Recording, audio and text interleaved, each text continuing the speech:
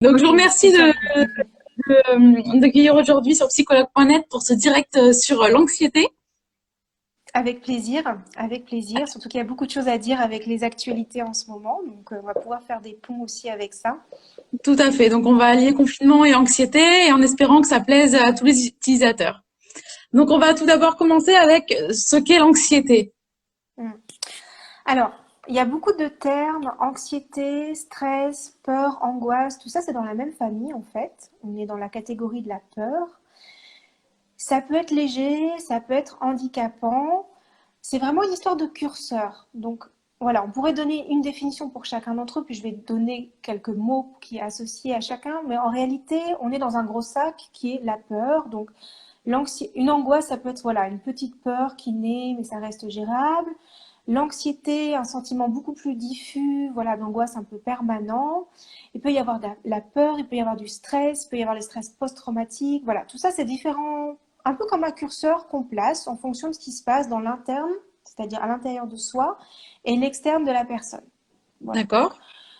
J'aurais envie de dire, moi, ce que je vous propose, c'est qu'on aille voir plus précisément comment ça se manifeste et comment le réguler, et pas tellement de faire une définition terme par terme, parce qu'en fait, au final, c'est vraiment où est-ce qu'on met le curseur. Est-ce que c'est voilà, un ressenti qui est normal, parce que l'anxiété peut être aussi une émotion et un sentiment qui est normal en fonction de ce qui se passe dans l'environnement, ou est-ce que c'est D'accord. quelque chose qui pose problème à la personne et qui n'est pas ajusté, auquel cas, là, il y a besoin d'aller voir ce qui se passe. Voilà, vraiment une histoire, encore une fois, de curseur là-dessus.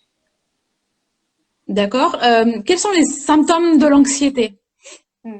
Alors là, c'est assez propre à chacun, ça peut être très varié. Le corps est un super dialogueur, si je peux dire ça comme ça, de l'anxiété. C'est-à-dire, ça peut être à la fois des tensions dans le dos, ça peut être des douleurs au ventre, ça peut être la respiration qui est coupée, ça peut être des céphalées, c'est-à-dire des maux de tête qui sont liés à de l'anxiété.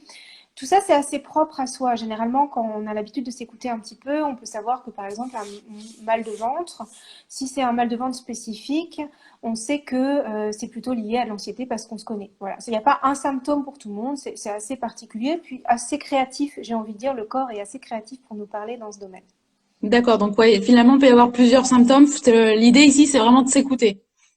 Oui, tout à fait. Après, par exemple, une respiration coupée, bon, ça, c'est vraiment un phénomène d'anxiété qui est assez courant. C'est souvent pour ça qu'on conseille d'ailleurs, voilà, première chose, respirer. Voilà, quand il se passe quelque chose, on commence par respirer et ensuite on voit ce qui se passe. D'accord. Et entre la peur, l'angoisse, l'anxiété et les troubles anxieux, quelle est la différence finalement? Mm.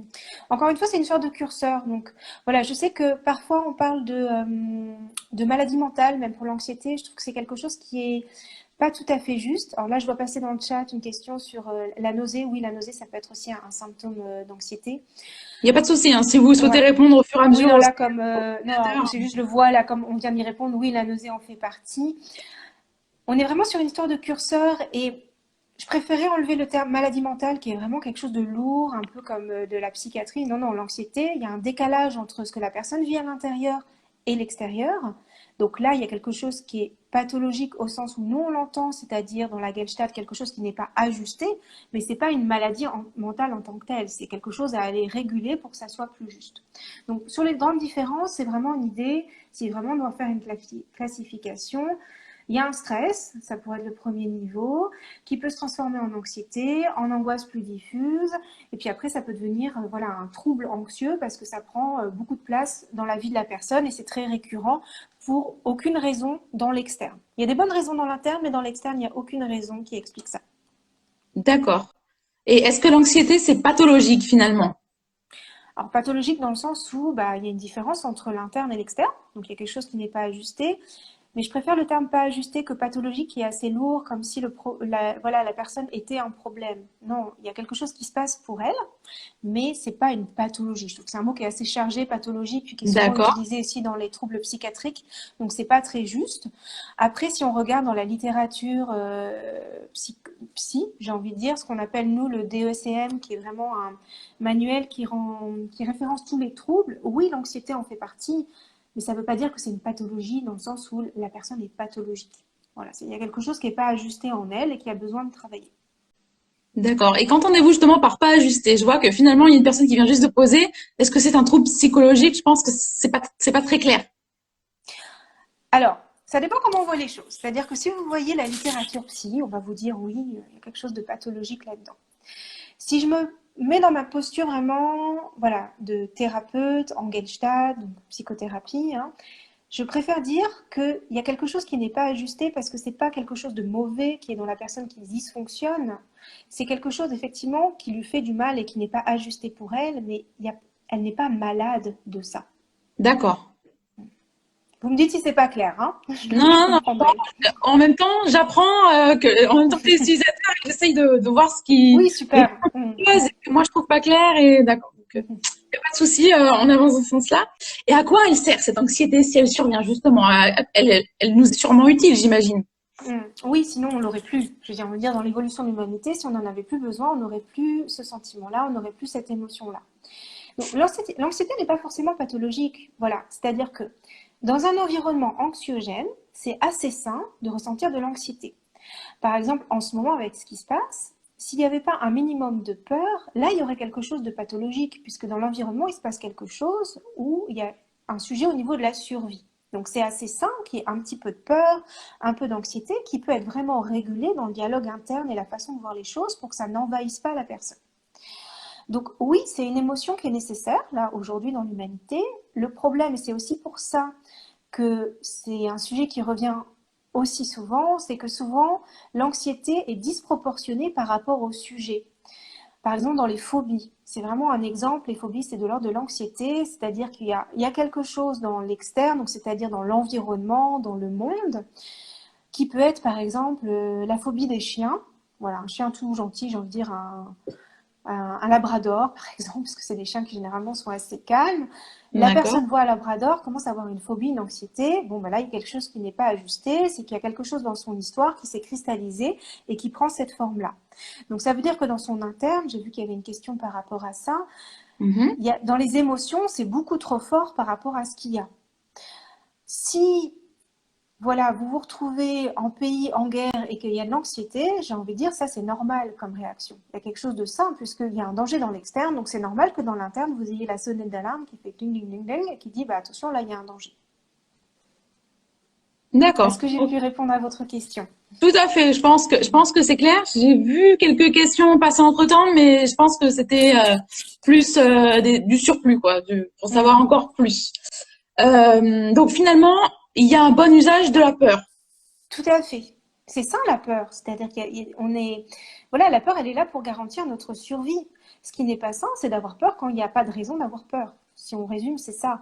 Et généralement, quand il y a une peur qui n'est pas ajustée, encore une fois, donc quand dans le monde, il n'y a rien qui est censé provoquer de la peur, c'est généralement qu'on a projeté sur le monde quelque chose en nous, voilà, comme une expérience passée, là, traumatisante, on dit ça va se reproduire. Donc du coup, il y a une peur qui vient et qui dit bah, le labrador c'est un danger alors que le labrador il vient juste pour avoir un câlin. Voilà, j'ai envie de dire qu'il n'y a pas de peur à avoir. Donc il y a quelque chose qui se reproduit.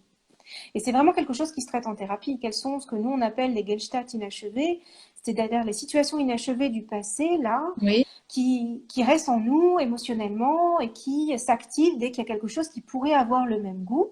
Et il y a une partie de nous qui est là pour notre survie qui dit bah là vraiment il y a un souci, donc bah, je m'active pour dire danger, danger. Mais c'est comme si l'alarme était mal réglée. Voilà, D'accord. l'anxiété, quand c'est pathologique, c'est comme si l'alarme était mal réglée et s'activait alors qu'il n'y a aucun danger. D'accord. Et il y a un baromètre justement pour mesurer ça. Comment on Mm, sait que c'est trop? mm. Alors, généralement, la personne se rend compte. C'est-à-dire, si on reprend notre exemple du Labrador, voilà, son entourage va certainement lui faire du feedback en disant bah, je comprends pas, il a l'air gentil, quel est le problème s'il y a ce stress-là. C'est aussi dans le ressenti, c'est-à-dire qu'on peut vraiment avoir un baromètre intérieur du type je suis dans le vert, c'est-à-dire que je suis détendue, ça va, j'ai aucun stresseur, il n'y a pas d'anxiété. Il peut y avoir aussi des anxiétés du passé, mais on sait que ça appartient à nous, à ce qui se passe dans notre monde intérieur. D'accord. Plus dans le bleu, je suis mobilisée, potentiellement il pourrait y avoir quelque chose, donc voilà. Je me mets un petit peu en alerte pour vérifier que tout va bien et en même temps c'est régulé. Et puis là où ça devient problématique, c'est quand on passe dans le rouge ou dans le bleu foncé puis le rouge, puisque là il y a vraiment une peur interne, un stress interne hein, vraiment qui fait perdre les moyens. Et du coup, c'est très compliqué de poser des actions qui sont ajustées puisqu'on est dans le rouge, la peur. Donc c'est aussi pour ça que quand on a peur, quand on est anxieux, angoissé, c'est pas possible de prendre de bonnes décisions puisque c'est la peur qui nous fait agir. Donc il y a besoin de redescendre d'abord avant de poser des actes et demander aussi de l'aide à son entourage pour voilà, calmer et que ça puisse redescendre. D'accord. Et aujourd'hui, c'est vrai que on est en situation de confinement depuis un certain temps maintenant. Comment on fait pour réguler cette anxiété durant ce confinement, justement? Mm. Alors, le confinement, plus largement la situation là, avec le Covid-19, c'est normal qu'il y ait de l'anxiété, qu'il y ait de la peur. Et encore une fois, voilà, et c'est vraiment dans mon exemple de, il y aurait zéro peur, ça serait pathologique là pour le coup, parce que ça voudrait dire que la personne est soit dans le déni de la situation, soit dans un sentiment de toute puissance, moi il peut rien m'arriver. Vous savez comme les ados là, la période ado où non mais de toute façon moi il peut rien m'arriver, je fais tout, je brûle tout et tout ira bien. Ça, Oui, c'est un sentiment de toute puissance et c'est pas ajusté. Donc, c'est logique qu'il y ait de la peur et ça peut venir par cycle, puisqu'on est vraiment dans une période où on apprend en marchant. Voilà, j'ai envie de dire tout le monde, c'est assez inédit. Donc, régulièrement, il y a des nouvelles, il y a besoin de se réajuster. Voilà comment je me sens par rapport à cette nouvelle, etc. Donc, qu'il y ait de l'anxiété et de la peur, tant qu'elle n'est pas envahissante et que c'est quelque chose qui est régulé, c'est tout à fait logique, le temps en fait, d'accord. d'assimiler l'information et de s'ajuster. Là où ça pose problème, c'est effectivement quand ça met les personnes dans le rouge, et qu'il y a des peurs paniques là qui s'enclenchent, ou alors il peut y avoir, voilà, on a beaucoup vu ça au début, un peu un sentiment de pénurie, il faut acheter tout dans les supermarchés, sinon on n'aura plus de quoi manger. Là, c'est pas ajusté, on est vraiment dans l'anxiété et la peur et dans le rouge, ou ça peut être dans des, voilà, il y a eu beaucoup de choses autour du lien. Voilà, soit du trop, je suis confinée avec des personnes, ça me fait trop, soit du manque, comment je vais faire pour voir telle ou telle personne. Ça parle de notre, voilà, c'est vraiment un révélateur, là, le confinement, de là où on en est dans notre évolution sur nous-mêmes. Les personnes qui ont fait une thérapie ou qui font une thérapie, c'est aussi un moment de récolte pour voir que bah, finalement, ils ne vivent pas si mal. Voilà, il peut y avoir des fluctuations et que globalement, c'est une situation qui gère bien, voire même ils trouvent du bon là-dedans. Pour d'autres personnes, j'avais un petit peu évoqué ça lors de notre dernier live, où voilà, le travail sur soi est déjà en questionnement ou peut venir là avec ce qui se passe avec le confinement, bah, c'est l'occasion d'aller voir bah, qu'est-ce qui se passe à l'intérieur de moi là pour que je sois dans un état d'angoisse plus, alors que moi, en tant que telle, dans mon environnement, ça va. C'est-à-dire que je suis confinée chez moi, mais ça se passe bien. Il y a même des personnes qui peuvent continuer à travailler. D'autres, voilà, ils ont de quoi manger, c'est tout à fait normal. Il y a juste cette idée de, bon, bah, aller à l'extérieur, c'est plus compliqué et il y a besoin de prudence. Donc, si on regarde un principe de réalité, dans leur environnement, ça va. Donc que ça s'active en là, c'est qu'il y a une angoisse qui est disproportionnée, le fameux interne-externe dont je parlais tout à l'heure. D'accord. Et puis, voilà, j'ai quand même envie de rajouter ça. L'angoisse, la peur, c'est vraiment une émotion, un sentiment qui est très contagieux. Donc, quand dans l'environnement, il y a beaucoup de peur, ou voilà, quand on regarde les infos, quand voilà, on est branché 24/24 sur ce qui se passe à l'extérieur, même si nous, ça va dans notre environnement, c'est assez logique qu'il y ait une partie de nous qui l'introjette, c'est-à-dire qui le prend à l'intérieur de nous, et on commence à vivre la peur des autres. Donc, il y a besoin aussi de faire du tri, surtout si, voilà, là, je m'adresse plus à l'audience qui nous écoute. Si vous vivez avec des personnes qui ont tendance à être très anxieuses, vous étonnez pas de ressentir aussi cette anxiété qui n'est pas forcément la vôtre en tant que telle. Et alors, du coup, comment ces personnes-là elles peuvent s'en protéger ou Mm. au moins essayer de calmer l'autre personne, peut-être? Mm. Alors, plusieurs choses. Bon, sans protéger, c'est pas un danger non plus. Parce que si on dit protéger, tout de suite danger, donc angoisse. Donc, on va mettre ça de côté et rester sur D'accord. ce qui se passe.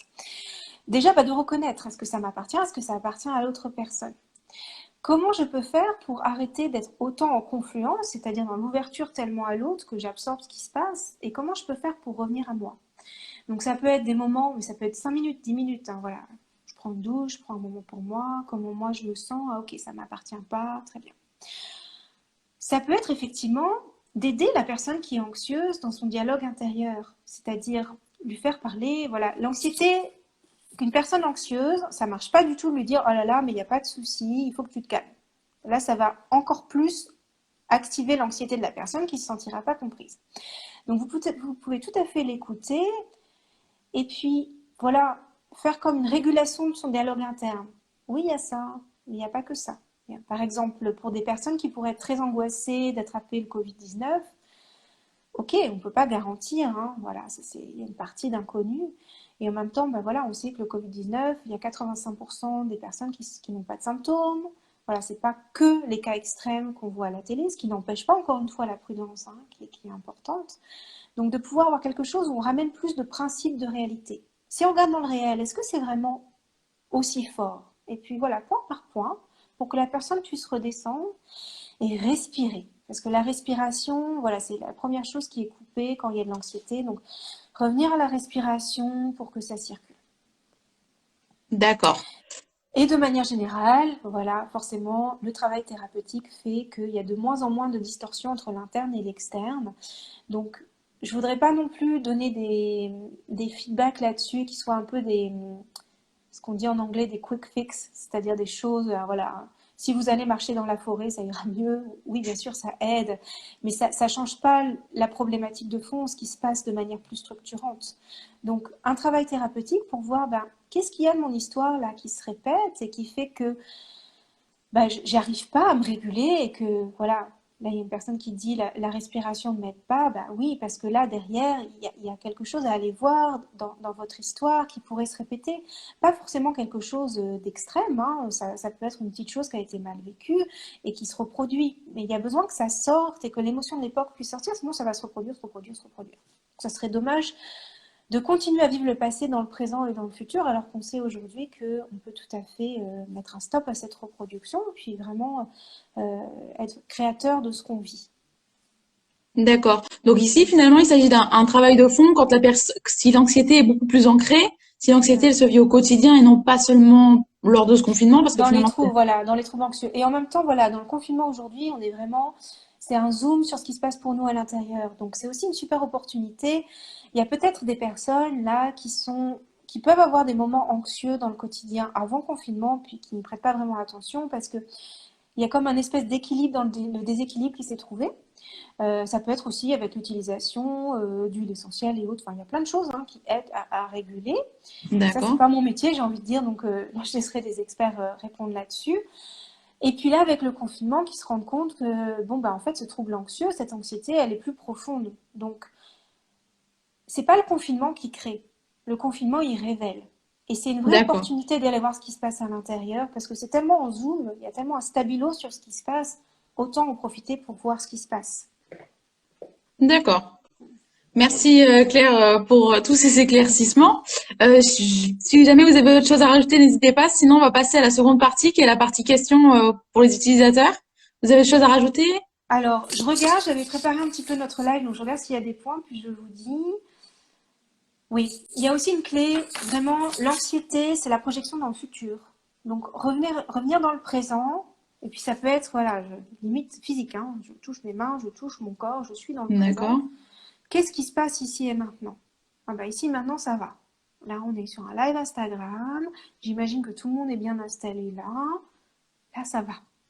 Bon, puis step by step, de voir plus tard. Parce que l'anxiété, c'est le mental qui projette le passé sur le futur. Mais ça sera jamais la même chose, c'est pas possible. Voilà, donc vraiment une clé, revenir, voilà, dans le dialogue intérieur, demander des ressources à l'extérieur pour aider à ce que ce dialogue intérieur soit plus régulé et revenir dans l'ici et maintenant. Maintenant, on en est où là? d'accord, Et de s'autoriser à avoir aussi des anticipations positives, hein. Les anticipations ne sont pas forcément négatives, d'accord. Je contrairement à vois, ce qu'on peut souvent voir dans le monde. je vois une personne justement ici qui parle de méditation. Est-ce que la méditation, elle est recommandée pour l'anxiété? Alors, la méditation, c'est génial parce que ça permet de revenir au souffle et au moment. Et en même temps, seul, voilà, la méditation, c'est un peu un nettoyage au Karcher des pensées. Voilà, ça peut aussi être ça. C'est-à-dire que la méditation, c'est le principe. Alors, il y a plusieurs types de méditation. Il y a des méditations guidées, donc qui permet au mental, voilà, de suivre quelque chose. Et puis, il y a des méditations sur le souffle, donc il n'y a rien qui est dit et vraiment on suit ce qui se passe avec le souffle. D'accord, Ça fait remonter des choses, c'est-à-dire que c'est l'inconscient qui parle. Donc, la méditation, c'est un super outil accompagné de la thérapie. Sinon, ça fait ressortir des choses et puis, ben, qu'est-ce qu'on en fait? d'accord. Merci Claire pour cette Approche. Alors, on va commencer du coup avec les questions des utilisateurs. Si jamais il y a une question auquel vous pouvez pas répondre, vous n'hésitez pas à le dire. Alors, pourquoi l'anxiété entraîne parfois une déréalisation? Comment se sortir de la déréalisation?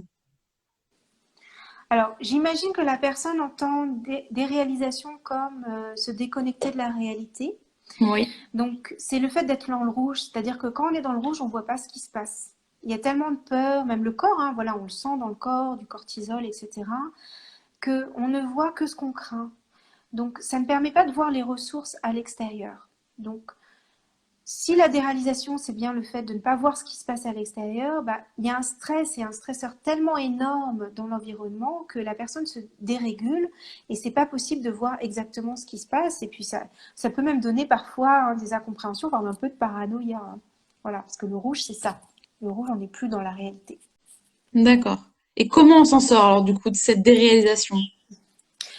Alors, deux choses. Déjà, quand on est dans le rouge, reconnaître qu'on est dans le rouge et qu'on ne peut pas, voilà, qu'on ne peut pas prendre de décision, qu'on ne voit pas le monde tel qu'il est. Redescendre progressivement, donc ça peut être trouver des ressources, quelqu'un qui pourrait rassurer la personne, etc. Et vraiment un travail de fond, un travail interne de fond, thérapeutique, pour éviter de tomber dans le rouge, voilà, surtout quand c'est régulier. C'est-à-dire que ça peut arriver quand il y a des nouvelles qui sont pas bonnes, quand il y a un choc. Je pense notamment aussi à tout ce qui est traumatique, stress post-traumatique. On est aussi dans cette catégorie-là, même si c'est un traitement particulier. D'accord. Il y a quelque chose de l'ordre de si c'est récurrent, il y a vraiment besoin de faire un travail thérapeutique là pour voir d'où ça vient cette histoire, mais encore une fois pas dans une idée de j'ai trouvé la cause et du coup ça va aller mieux. Non, c'est plus qu'est-ce qu'il y a dans l'atmosphère dans lequel j'ai évolué qui fait que bah, aujourd'hui je reproduis cette même atmosphère où peut y avoir de l'anxiété et parfois on ne trouve pas une cause mentale, c'est vraiment du ressenti physique et émotionnel qui peut s'exprimer et puis une fois que ça s'est fait, bah, on peut passer à autre chose. Donc on n'est pas dans une recherche d'une réalité historique, mentale, on est vraiment plus dans que ça sorte de la personne pour arrêter d'agir à son insu. D'accord. D'accord. Bah, merci Claire pour ces conseils vraiment très précis pour le coup, en espérant que ça a aidé la personne. Euh,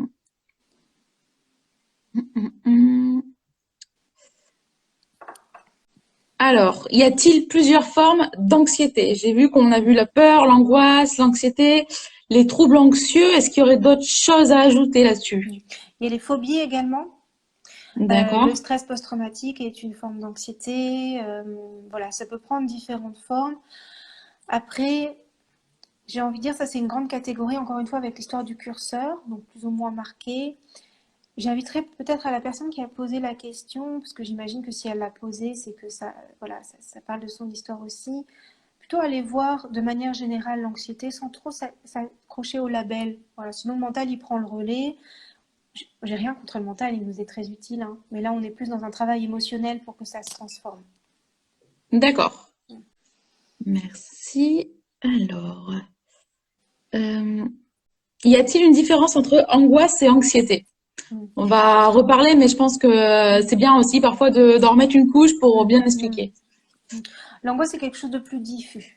C'est-à-dire que l'anxiété, ça peut être un sentiment d'anxiété là, l'angoisse c'est plus permanent. Voilà, je suis quelqu'un d'angoissé.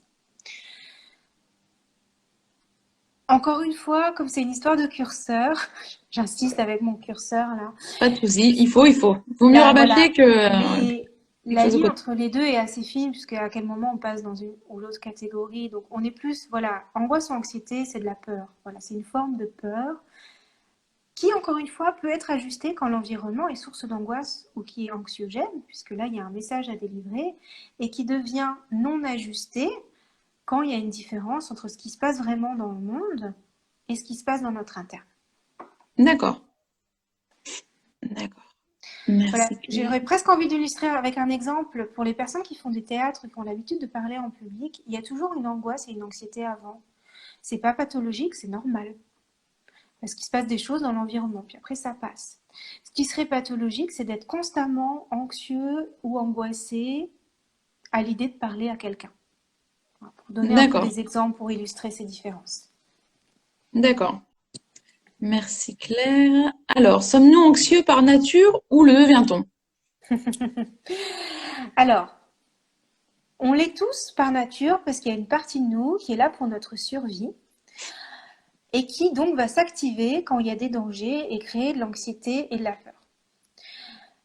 Donc j'ai envie de dire naturellement, l'être humain a ce côté anxieux parce qu'on en a besoin, c'est encore une fois la sonnette d'alarme dont je parlais tout à l'heure. D'accord. J'entends que dans la question, on le devient, c'est plus dans le sens, est-ce que le fait d'être chroniquement anxieux ou d'avoir un fond d'anxiété en permanence, est-ce que c'est quelque chose de naturel ou est-ce que c'est quelque chose qui provient, voilà, de la façon, dans l'atmosphère dans laquelle on a vécu? Là, à ce moment-là, je dirais oui, on le devient. C'est-à-dire que si c'est au sens, bah, je suis chroniquement anxieux ou j'ai des angoisses chroniques, bon, bah, là, c'est pas quelque chose de naturel, c'est quelque chose qui s'est construit dans notre développement. Et là, il y a besoin d'aller voir ce qui se passe.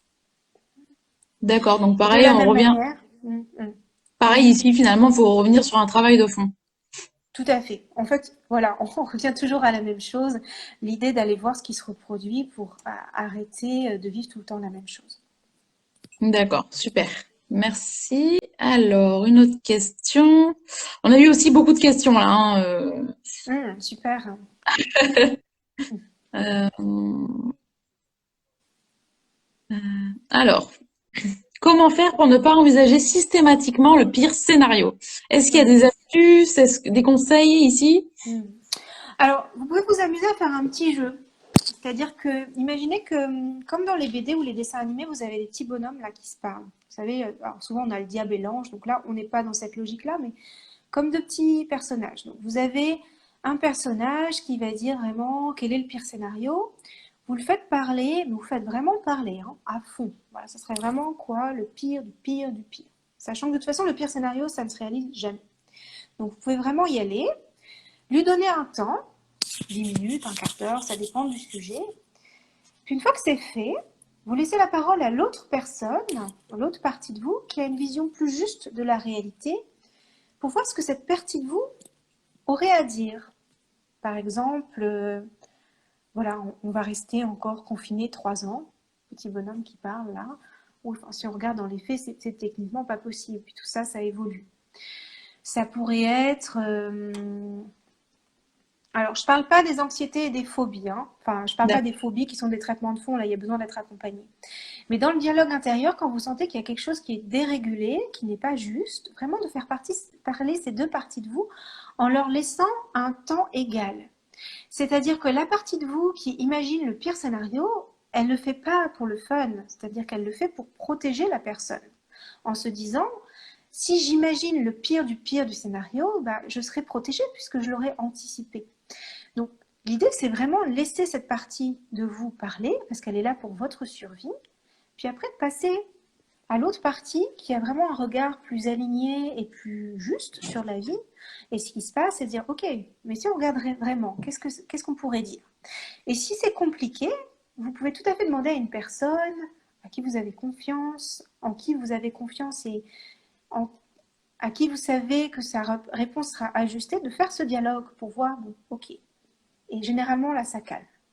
C'est même un exercice qui peut être fait un petit peu tous les jours hein, pour entraîner aussi cette partie-là, qui souvent a moins d'espace pour pouvoir s'exprimer, puisque l'autre partie avec les pires scénarios, c'est vraiment une partie dans l'histoire de l'humanité qui a été limite surentraînée, un peu comme quelqu'un qui fait trop de sport, là, qui est un peu bodybuildé, parce que dans l'histoire de l'humanité, on a vécu tellement de choses qui a touché à la survie que on en a hérité de ça. Et il y a une partie un peu automatique qui s'active là-dessus. D'accord. Et en même temps, il est possible de choisir le dialogue qu'on a à l'intérieur de nous. D'accord. Merci Claire. Donc là, on a vraiment eu l'astuce, le conseil et ouais. Parfait. Merci. Alors, euh,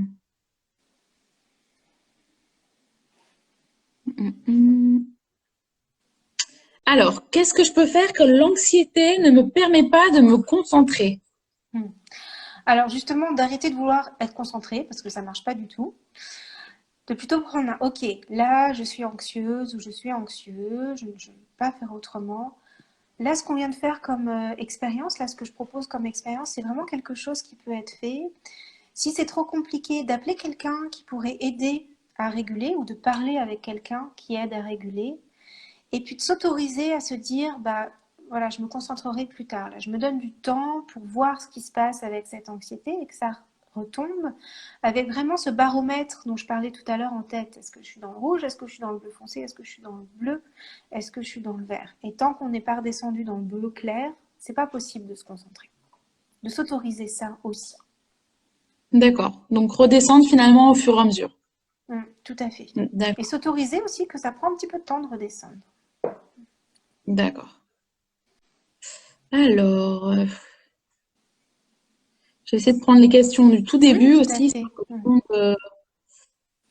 Alors, ici, je sais que vous n'avez pas trop voulu en parler tout à l'heure, mais on me demande quand même quelles sont les activités pour combattre l'anxiété. Alors, ici, j'imagine que l'activité, ça va être la méditation, aller dehors. Est-ce que vous en avez d'autres? Alors, oui, après, je laisserai des experts dans ce domaine développer, mais oui, bien sûr, il y a une hygiène de vie aussi pour éviter l'anxiété. C'est-à-dire que, de manière générale, hors confinement, des personnes qui font que junk food et qui ne bougent pas de leur canapé, ben, ça va être compliqué de pouvoir réguler parce qu'on sait que le corps peut être, voilà, devenir anxieux, c'est-à-dire qu'il y a un stress physique de ne pas avoir les bons nutriments, de ne pas être traité de la bonne façon. Donc, j'ai envie de dire une hygiène de vie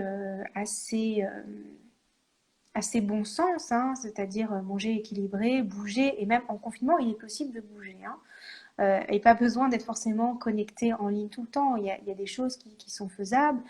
Pour certaines personnes, la méditation, ça peut aider. Pour d'autres, il y a des musiques qui calment.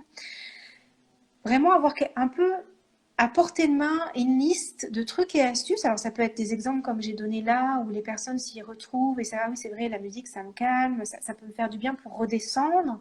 D'avoir une liste à portée de main pour que, même dans le rouge, ah oui, bon je vais faire ça. Ça peut être appeler quelqu'un, comme j'évoquais tout à l'heure, pour réguler le dialogue intérieur. Par D'accord. ailleurs, alors là, je laisserai vraiment développer naturopathe ou autre, donc c'est plus la spécialité. Et en même temps, on sait que le stress et l'anxiété, ça brûle beaucoup, beaucoup de magnésium. Donc c'est important de pouvoir avoir un équilibre et une vigilance là-dessus. Donc oui, bien sûr, une hygiène de vie qui fait du bien au corps,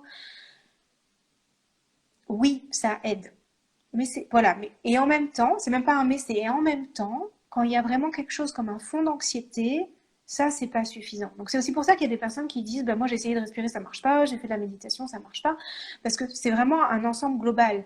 De la même manière que vous faites une thérapie, vous continuez à faire junk food canapé, même si la thérapie ça fait évoluer et à un moment donné la personne n'a plus envie de ça, bon c'est un petit peu normal que le corps il soit toujours en stress. Voilà. Donc il y a vraiment une histoire d'équilibre et puis on est dans une vision holistique aussi, hein. On est un corps, on est des émotions, on est un mental, un esprit, voilà, tout ça ensemble, donc tout est à traiter. D'accord. C'est très bien d'ailleurs que vous mentionnez sur ce point-là pour une vie saine, parce que c'est vrai bon sur psychologue.net on donne des conseils au quotidien. Bon, c'est pas toujours juste, mais on essaye vraiment de faire au mieux et via les psys du site. Et c'est vrai que parfois, bah, effectivement, ce que vous nous dites, que les utilisateurs nous disent, mais c'est pas suffisant. Pourquoi vous nous dites avoir un mode de vie sain? Moi, j'ai essayé, alors vous me dites pas que c'est la mauvaise foi ou autre. Non, bien sûr, mais c'est une part quand même. Ça aide Voilà, et aussi. c'est aussi pour ça qu'un accompagnement complet est nécessaire. Par exemple, il y a une partie que j'ai moins mentionnée quand je disais on est aussi un esprit. Il peut y avoir des personnes qui ont une anxiété plus existentielle, voilà, qui mangent bien, qui font du sport, qui sont dans un travail psychologique et en même temps qui n'ont pas vraiment donné de sens à ce qu'ils font et ça crée une anxiété interne. Donc il y a aussi besoin d'aller voir ça et on est plus dans une approche philosophique là, on est plus dans la philosophie quelque part, voire même la spiritualité, ça dépend quel label on met là-dessus. Et c'est pas quelque chose qu'on peut exclure, c'est-à-dire il y a vraiment besoin d'aller voir à tous les niveaux ce qui se passe. D'accord. Merci Claire. Alors, on va faire une dernière question. Ça me fait de la peine encore une fois parce qu'honnêtement, il y a énormément de questions. Euh, hum, hum, hum. Euh, alors là, c'était un... Je sais pas si ça dépasse du cadre. Comment une personne sait qu'elle fait une crise de panique? Parce que peut-être que la personne, justement, elle sait pas trop définir ce qui lui est arrivé. Généralement, voilà, avec ce que j'ai dit, on le sait, c'est-à-dire qu'il y a quelque chose de l'ordre de je me contrôle pas, j'arrive pas à bien respirer, j'ai besoin d'air. Il peut y avoir aussi le corps, voilà, des stressautements dans le corps, quelque chose de genre de l'angoisse plus. Voilà. Et puis pour les personnes qui pourraient avoir déjà eu des crises et vérifier si c'était bien ça, ils peuvent tout à fait googler, hein. Il y a plein de témoignages pour pouvoir s'y retrouver et aussi pour voir que c'est quelque chose qui peut être assez, voilà, qui arrive. Elles sont pas seules à l'avoir vécu parce que comme il y a un côté un petit peu impressionnant à ce qui se passe, ça peut donner cette peur de devenir fou. Voilà. Non, non, c'est ok, c'est une crise de panique. On redescend, puis on va voir ce qui s'est passé. D'accord. Et que faire lorsqu'on fait des crises de panique? Hmm. Alors, les crises de panique, ça peut vraiment être impressionnant. C'est-à-dire que, alors ça prend différentes formes selon les personnes. Il peut y avoir le souffle coupé, l'impression d'étouffer, donc d'avoir besoin de s'approcher d'une fenêtre par exemple pour pouvoir respirer plus. Il peut y avoir des convulsions. Donc voilà, j'aurais envie de dire, c'est à la fois il y a des choses à faire et il y a surtout des choses à faire avant et après. C'est-à-dire que pendant la crise, de savoir que c'est une crise de panique et que ça va s'arrêter. Pour pas rajouter de la panique sur ce qui se passe. Donner un sens. Ok, là je fais une crise de panique. Ok, je me sens pas bien. Bon, je prends l'air. Voilà, généralement il y a des choses assez instinctives hein, qui ont besoin de se faire. Puis dire à l'entourage, là je fais une crise de panique, j'ai besoin d'être rassurée. Après coup, vraiment, c'est important de pouvoir le poser en thérapie pour voir ce qui s'est activé, que ça se reproduise pas. Parce que c'est vraiment impressionnant. Puis il peut y avoir une peur de la peur qui s'installe. Je sais que quand j'ai peur, je fais des crises d'angoisse, je fais des crises de panique. Crise de panique, c'est autre chose même que les crises d'angoisse, c'est vraiment quelque chose de ponctuel et assez impressionnant. Ok, comment je fais pour que ça redescende? Après une crise de panique, le niveau de magnésium est assez bas. Donc, il y a aussi, on parlait là vraiment de l'aspect holistique, c'est aussi important de revenir, voilà, prendre soin de soi. Ça peut être, voilà, si ça a eu lieu dans l'après-midi, le soir, bah, cocooning, bain chaud au lit, on ne se demande pas plus. Et de ne pas D'accord. s'en vouloir de ça. C'est-à-dire que c'est un peu comme une cocotte minute. Il y a eu tellement d'angoisse, il y a eu un truc qui s'est rajouté en plus, ou peut-être qu'il y a eu un truc qui a généré une angoisse très forte. Ça a fait cocotte minute. C'est ok. Il n'y a pas à s'en vouloir. Et il y a besoin d'aller voir ce qui s'est passé. Pour pas que ça se reproduise, parce que et puis c'est fatigant physiquement aussi, hein, les crises de panique. D'accord. Et eh ben écoutez, merci Claire. Avec plaisir. Ce direct sur l'anxiété a été plus qu'enrichissant pour moi-même aussi. Pour les utilisateurs, j'imagine encore plus, j'espère. J'espère qu'on se retrouvera très bientôt pour un Oui, prochain direct. avec plaisir. Voilà. Je vous remercie Claire pour ce direct, de votre présence et de tous ces conseils. Avec grand plaisir. Et puis, ben voilà, à bientôt pour une suite sur un autre sujet alors. Au plaisir. À très vite sur psychologue.net. Au revoir. Claire.